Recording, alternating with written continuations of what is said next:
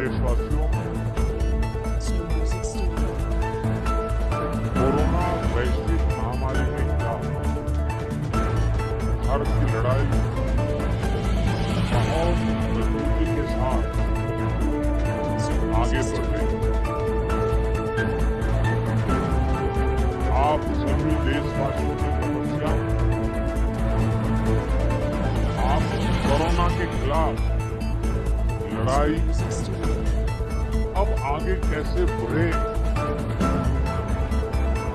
हम विजयी कैसे हो, हमारे यहाँ नुकसान कम से कम कैसे हो, लोगों की दिक्कतें कम कैसे, आठ बातों में आपका साथ।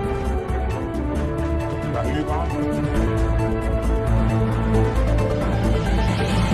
Soul Music Studio.